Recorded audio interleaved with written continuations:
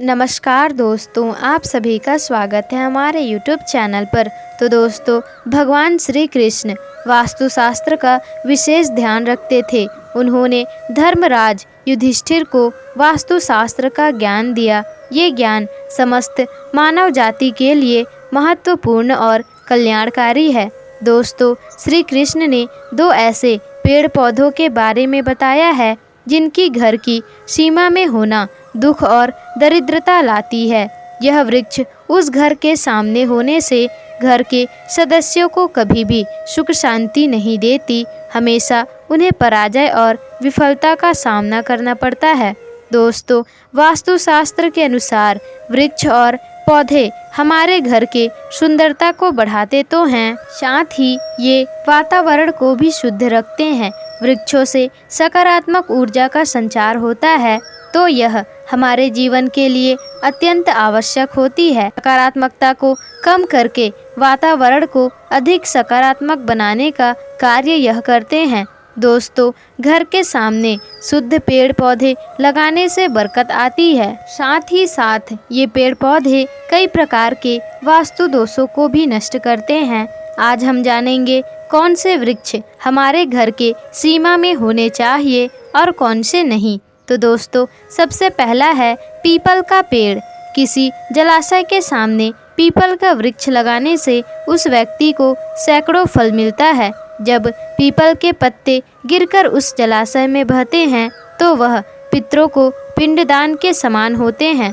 दोस्तों, इससे सभी प्रकार के दोष समाप्त हो जाते हैं। श्री कृष्ण कहते हैं कि जो मनुष्य सुबह स्नान करके प्रतिदिन पीपल को जल स्पर्श कराता है वह पापों से मुक्त होता है, वह कभी पराजित नहीं होता। दोस्तों, पीपल को स्पर्श करने से माँ लक्ष्मी की प्राप्ति होती है, आयु में वृद्धि होती है। पीपल के जड़ में विष्णु जी, तने में शिव जी और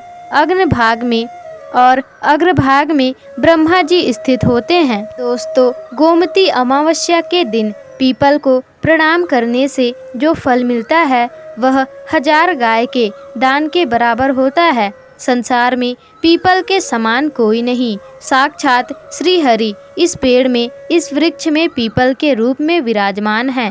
दोस्तों, पीपल के वृक्ष को चोट पहुंचाना अथवा उसकी टहनी तोड़ना बहुत ही पाप माना जाता है। ऐसा मनुष्य एक कल्प तक नरक में रहता है। व्यक्ति पीपल को जड़ से ही काट देता है, उसका कभी भी उद्धार नहीं होता।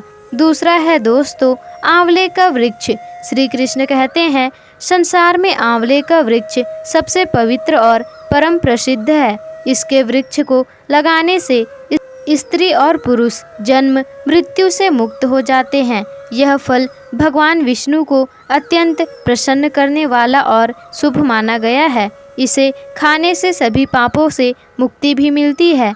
दोस्तों, आंवला खाने से आयु बढ़ती है, इसका जल पीने से रोगों का नाश होता है और दोस्तों, आंवला के जल से स्नान करने से दरिद्रता दूर होती है। जिस घर में आंवला सदैव ही रहता है उस घर में दैत्य और राक्षस कभी नहीं आते हैं। एकादशी के दिन आंवला मिल जाए तो सभी तीर्थ का फल हमें मिल जाता है। अपने केस पर आंवला लगाने वाला कभी मृत्यु लोक में जन्म नहीं लेता। आंवला का वृक्ष जो होता है वहाँ साक्षात लक्ष्मी नारायण निवास करते हैं। दोस्तों, अब तीसरा वृक्ष है अशोक का वृक्ष। पद्म पुराण के अनुसार अशोक के वृक्ष में अप्सराओं का वास होता है। ये वृक्ष निराशा को समाप्त करने वाला होता है। इस वृक्ष को घर में लगाने से घर में सुख शांति बनी रहती है। अशोक का वृक्ष शीतलता और यौवन प्रदान करने वाला वृक्ष है। जब माँ लक्ष्मी ने सीता के रूप में अवतार लिया था तब रावण द्वारा अपहरण करने के बाद उनका वास अशोक वाटिका में हुआ था। तभी अशोक वृक्ष ने माँ सीता की बहुत सेवा की थी, इसलिए माँ सीता ने अशोक के वृक्ष को वरदान दिया था कि जिस भी स्थान में होगा वहाँ उनका सदैव निवास होगा। चौथा है दोस्तों पाकड़ का वृक्ष। पद्म पुराण के अनुसार हर व्यक्ति को पाकड़ का वृक्ष लगाना चाहिए। इसे लगाने से जो फल मिलता है वह यज्ञ के समान होता है। कलयुग में मनुष्य यज्ञ नहीं कर पाएंगे, इसलिए उन्हें पाकड़ का वृक्ष अवश्य लगाना चाहिए। 5वां है दोस्तों नीम का वृक्ष।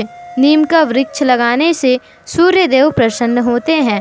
इसे घर के पास लगाने से नाना प्रकार के रोगों से छुटकारा मिलता है और माँ लक्ष्मी को नीम के पत्ते अत्यंत प्रिय हैं, इसलिए नीम के वृक्ष में यह निवास करती हैं। नीम का वृक्ष घर के सामने लगाने से धन की प्राप्ति होती है। दोस्तों 6वां है जामुन का वृक्ष।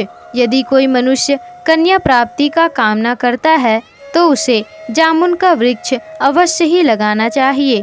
जिस घर में जामुन का वृक्ष होता है उसके घर में कन्या पैदा होती है, जो कुल का गौरव बढ़ाती है। दोस्तों 7वां है बेल का वृक्ष।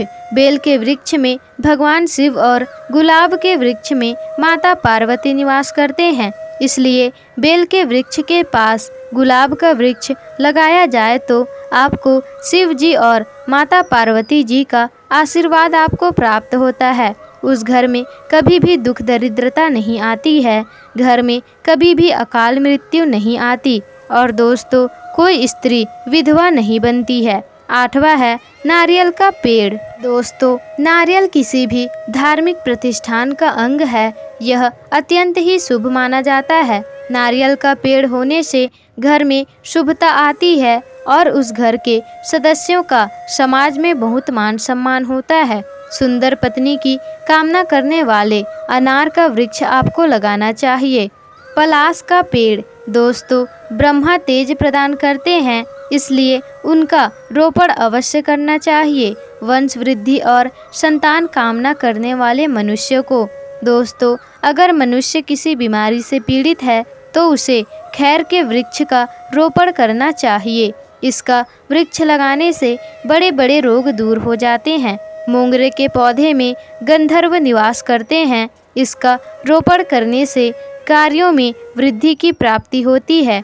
वेत का वृक्ष लगाने से किसी चोर या किसी भी चीज से भय नहीं होता है, क्योंकि ये वृक्ष उन्हें भयभीत करता है और घर की रक्षा करता है। चंदन और कटहल के वृक्ष पुण्य और लक्ष्मी प्रदान करता है, इनका रोपण करने से दुख दरिद्रता समाप्त हो जाती है। केले का पेड़ भी बहुत शुभ होता है, ये घर में सुख समृद्धि और खुशहाली लाती है। केले के पेड़ में भगवान विष्णु का वास होता है, इसलिए केले का पेड़ होने से घर में धन की कमी कभी भी नहीं होती। हर श्रृंगार के पौधे की उत्पत्ति समुद्र मंथन के समय हर श्रृंगार के पौधे की उत्पत्ति समुद्र मंथन के समय हुई थी।